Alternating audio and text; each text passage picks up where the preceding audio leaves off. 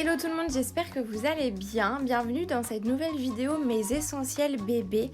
Partie 1, j'aime pas faire de longues vidéos à rallonge qui durent 45 minutes. Je préfère faire petit à petit et partie par partie. Tout le matériel que j'utilise est propre à ma façon de faire et adapté pour ma fille. Je sais que chaque maman est différente là-dessus.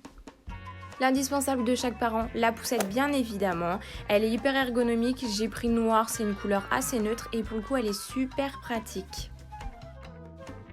Pour moi, l'indispensable qui va avec, c'est le nid d'ange.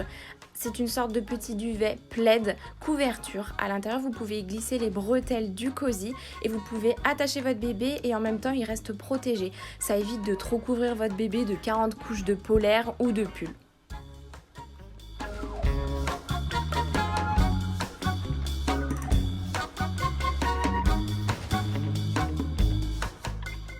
Un autre essentiel que j'adore dans mon quotidien, c'est le Transat Up and Down de B.A.B.A. Il se déplie de plusieurs sortes, vous pouvez mettre en position assis, allongé et vous pouvez le monter et le descendre. Il est hyper léger, vous le transportez partout.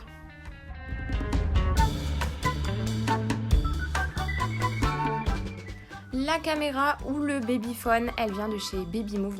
D'ailleurs, je ne mets pas les prix sur les indications des produits. Je sais que les prix peuvent varier selon les soldes, les ventes privées, selon le site où on va l'acheter ou en boutique. Je préfère ne pas faire d'indication sur le prix. Cette caméra, elle est plutôt simple d'utilisation. Voilà, il y a le bouton on-off. Après, je peux régler au niveau du son et au niveau de la caméra s'il y en a une ou plusieurs. Et vous avez un petit bouton micro qui me permet de pouvoir parler à mon bébé et elle est infrarouge quand c'est la nuit.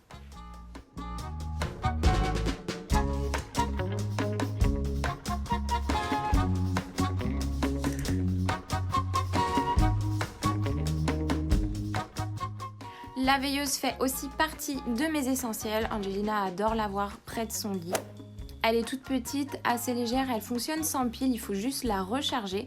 Et vous avez deux sortes de lumière, une lumière jaune toute simple et un mélange de couleurs assez vives qui défilent. Et ça, je sais qu'elle adore regarder ça pour s'endormir. La trousse de toilette, bien évidemment, ça c'est un essentiel. Pour le coup, ce thermomètre-là, je ne l'utilise pas, mais juste après, vous allez voir le thermomètre que j'utilise.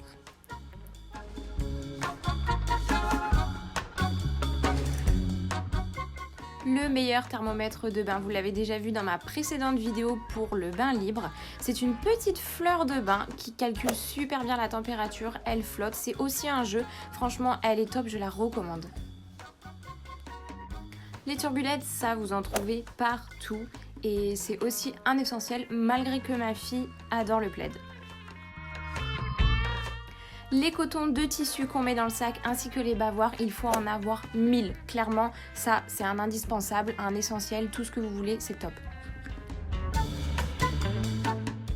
Bien sûr, et ça c'est évident, les couches et les lingettes. Pour moi, c'est la marque Pampers. J'ai pas encore essayé d'autres marques, mais celle-ci me convient très très bien. Le cododo, ça vous permet d'avoir bébé à proximité de vous et ça c'est hyper important. Les capes de bain pour enrouler bébé à la fin du bain.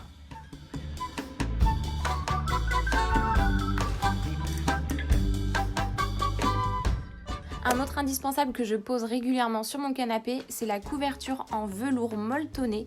Ça c'est top, vous pouvez la transporter un peu partout et poser bébé n'importe où avec ça. Même si Angelina ne comprend pas tellement qu'elle a un doudou, je préfère lui en mettre un à côté pour que ça sente son odeur. Et bien évidemment le plaid, ça il faut en avoir un, deux, voire trois, c'est indispensable. J'espère que cette vidéo vous a plu, n'hésitez pas à me dire en commentaire ce que vous en avez pensé, à vous abonner pour la partie 2 et je vous dis à très vite.